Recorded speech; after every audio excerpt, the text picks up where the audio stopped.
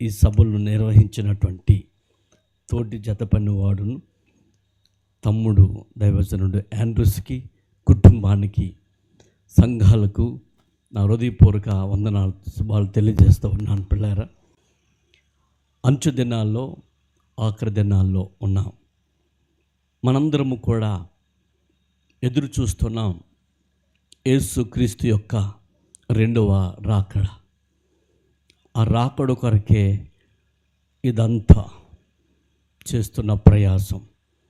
ఏ విధము చేతనేమి నశించిపోతున్న ఆత్మ ఒక్కటైనా రక్షణ పడాలంటే ఆసక్తి, ఆతృత, ప్రార్థన, ప్రయాస, పెట్టుబడి. ఈ కాలములో ఎటు చూసిన లోకము తమ కొరకే సంపాదించుకోవటానికి ప్రయాసపడుతుంది. ఈ లోకమును దాని ఆశయు గతించిపోతుందని తెలిసి కూడా సంపాదన కొరకు పరిగెడుతుంది. కానీ దైవజనుడు ఆండ్రూస్ అయితే నశించు ఆత్మల కొరకై ఏ విధమైనటువంటి పరిచర్య చేయాలనే ఆశతో ప్రతి సంవత్సరం కూడా ఈ సృష్టికర్త సంబరాలు నిర్వహిస్తున్నారు.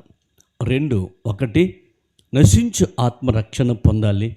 2 నిర్జీవైపోయిన ఆత్మ ఉజ్జీవం పొందాలి. నమ్ముతామని చెప్పండి.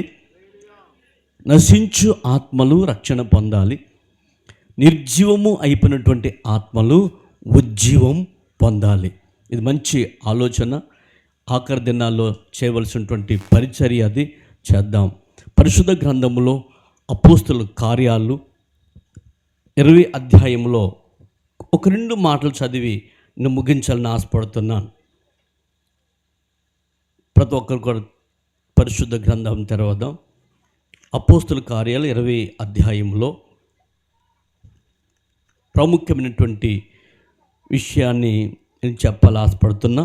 24 దేవుని కృపా సువార్తను గూర్చి సాక్ష్యమిచ్చుట యందును నా పరుగును నేను ప్రభువైన యేసు వలన పొందిన పరిచర్యను తుదముట్టింపవలనని నా ప్రాణమును నాకెంత మాత్రమును ప్రియమైనదిగా ఎంచుకొనట లేదు.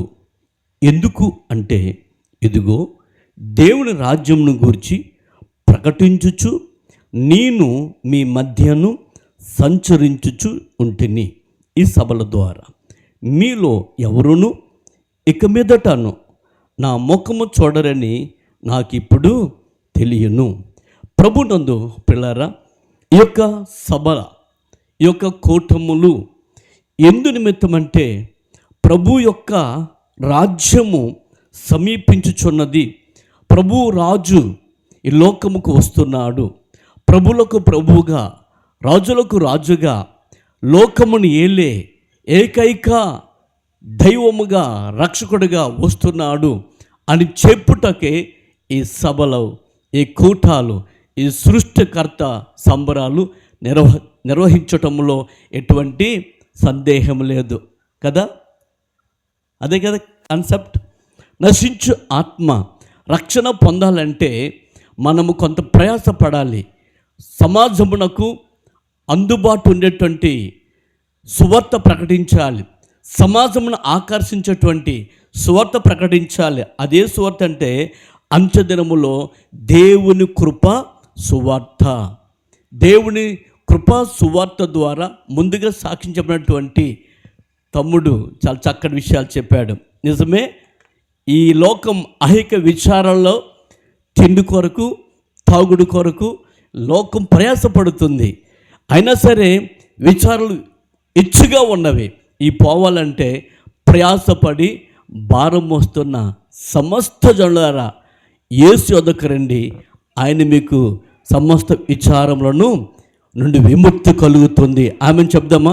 సమస్త పాపం నుండి విముక్తి కలుగుతుంది, సమస్త రోగము నుండి విముక్తి కలుగుతుంది, సమస్త శాపం నుండి విడుదల, సమస్త కష్టం నుంచి విడుదల, చీకటి నుంచి విడుదల. ఆఖరిగా నీ ఆత్మ నిత్య నరకానికి వెళ్ళి జీవితాంత పడుతున్న యాతను తప్పించుటకే యేసు ఈ విధంగా ఈ సభల ద్వారా ఒక మార్గం ఒక ఆదరణ, ఒక ఓదార్పు, ఒక జీవం, ఒక వెలుగు, ఒక రాజ్యానికి సిద్ధపరచుటకు ఇది మొదలుకొని ఈ ఆరంభదిన మొదలుకొని మిగతా ఉన్నటువంటి 2 దినాలు కూడా ఈ ప్రాంతానికి అనేక ప్రజలకు రక్షణార్థముగా, విమోచనార్థముగా, స్వస్థత అర్థముగా, విడుదల అర్థముగా అనేకులకు సత్య మార్గమును బోధించి క్రీస్తుని రక్షకుడిని ప్రకటించుటకు మిగతా ఉండాలని కోరుతూ అలాంటి సభలు నిర్వహించినటువంటి దైవజనుడు ఆండ్రూస్కు, కుటుంబానికి, సంఘాలకు తద్వారా వచ్చే ప్రతి ఒక్క ఆశీర్వాదము, క్షేమమును కలిగి ఇలాంటివి అనేక చేటకు దేవుడు వారికి, వారి సంఘానికి, కుటుంబానికి ఇప్పుడు ఎల్లప్పుడు తోడై ఉండి వరదలింప చేయును గాక. గట్టిగా మంచి చెప్పకూడదు, గట్టిగా సరి దేవుడు దీవించుగాక. అధ్యక్ష వారికి హృదయపూర్వక వందనాలు. Thank you. హల్లెలూయా. చక్కటి విషయాలు చెప్పినటువంటి దైవజనులను దేవుడు బహుగా దీవించను గాక. ఒక 10 మంది ఆ చివరి నోళ్ళు ఇటు రావాలి, దయచేసి గమనించండి. మరొక మాట, ఈ సభలు ఎటువంటి సంస్థల సహాయం కానీ, అమెరికా సహాయం కానీ, ఎవరి సహాయం లేకుండా సొంత సంఘ కష్టముతో